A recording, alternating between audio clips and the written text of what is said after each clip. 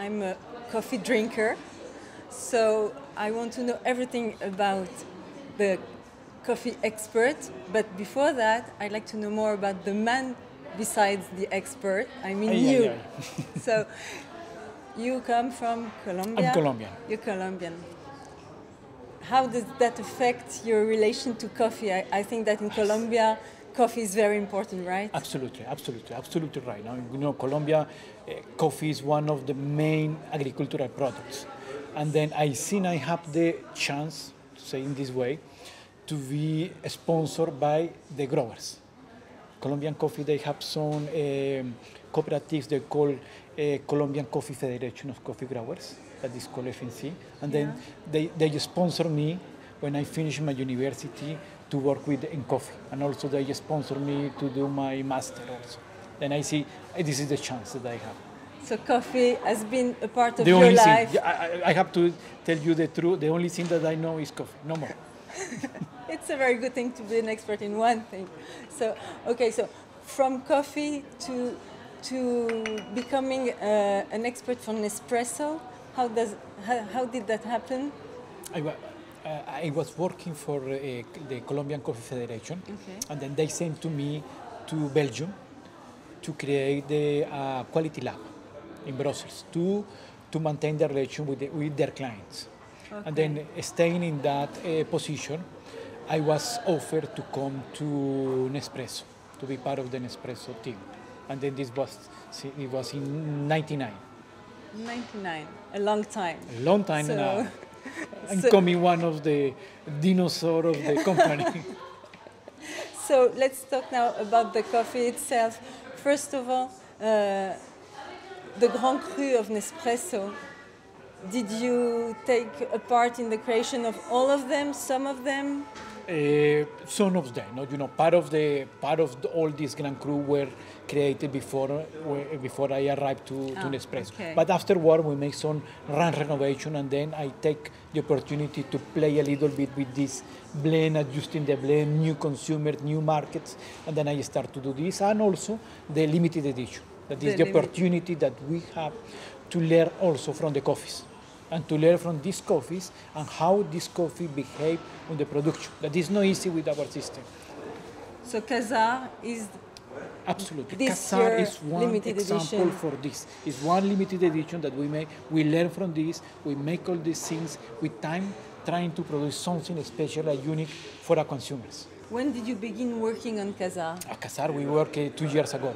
2 years ago. Remember that in coffee, it's not like in other industries. Coffee is linked by the harvest of the coffee.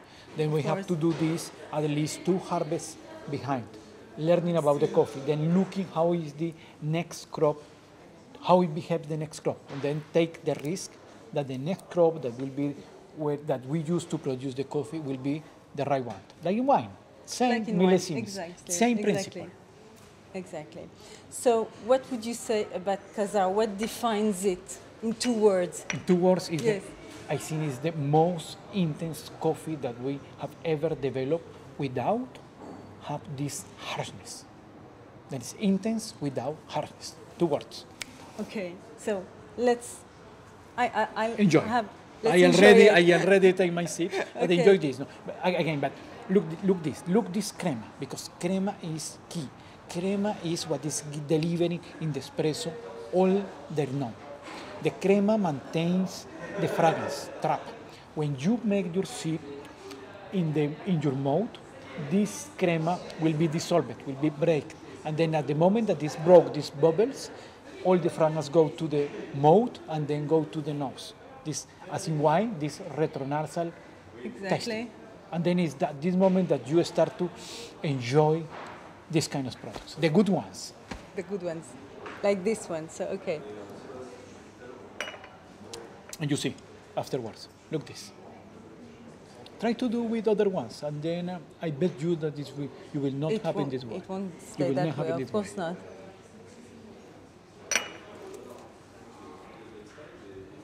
It really is very strong. And now very it's intense. Strong. It's intense, exactly. It's strong. You perceive the power, the body, the intensity. Right. But now, after that we call the aftertaste is pleasant.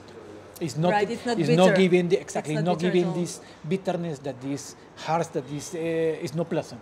This is pleasant, and this That's is true. linked to all this blend and manufacturing process. What would you say to people that put sugar or even milk in their coffee? You know, I have to tell you, I'm purist. I'm not doing this. You have I to. could understand Yeah. what people do. And then what we do now is checking what is happening with this product when people add sugar and milk. Because it's what consumers, Because you know they do it. consumers do. Okay. Then what we try to do, take in consideration when we make the blend, is also to see how this coffee will be React perceived and with- react to okay. the sugar and milk, and we try to do our best that this coffee will be also satisfied the clients still using sugar and milk. That's very nice of you But to it's no do. easy one. I'm sure. Do you have any tips to give me in order to fully appreciate and taste the coffee? Yes. You know, I'm listening. You know, it's sensory. We call sensory evaluation. Okay. Sense, all the sense. Listen, for example, if you use our system, listen when the coffee is this noise that when the pressure the inside the machine is releasing all this from this extraction is like a cascade, then it's releasing, is creating this crema. Crema, then is the second thing. You see the crema. Again, crema is one of the most important parameters in an espresso. If you don't have crema, It's no good. reject it. As in Okay. wine. When you have a wine that is buchonné, you have to reject. In Okay. espresso, it's the same because this is the fragrance. This is when you mix this with the flavor, you start to enjoy. Then look for this crema. And enjoy. You have a spoon. Enjoy this fragrance because it's a ritual. It's not just drink. I see. A I beverage. see. It's more a ritual. And then enjoy these steps, all the steps that is coming, all the different flavor, fragrance, acidity, if the coffee has acidity, the body, the texture, and then finally the aftertaste. If you do all these steps in sequence, more and more daily that you make, you will enjoy more and more the learn, coffee. And okay. you will learn also when you have coffee that are no good ones. I understand. I understand. What do you drink?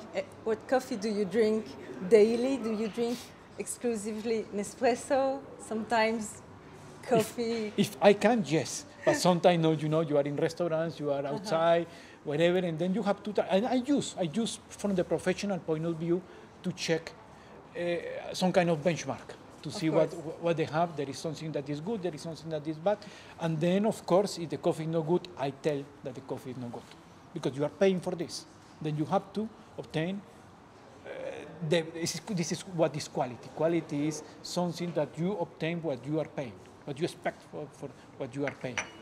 Which is your favorite Grand Cru in espresso? Depending the moment of the day. I have all time of coffee, you know, it's like your sons. Then you never say what is your best son, your Right. best daughter. Depends then on you the say mood and depending the of time. the absolutely. Okay. This is, I start with Lungo, but then during the day I go for all the series of the coffees. I am quite strong drinker of espresso coffee. I see. Last question. We are in Paris. My blog is Nice, about Paris. nice. We are in the flagship Nice, of beautiful. Nespresso. Do you have a favorite spot in Paris? A place you like the best? Or do you come often? You know, Paris is one of these mythic cities for That's true. everything. And I think one of the most important is from romantic point of view. No, it's something that all time you think Paris, you think romantic things. And Okay. Paris is So you the enjoy capital it. for this. Architectural, food, everything is there. I'm very glad you enjoyed the city I live in. Absolutely. I enjoy absolutely. your coffee very much. Thank you very much for your time. Thank it you was to a you. pleasure. Thank For you. me too.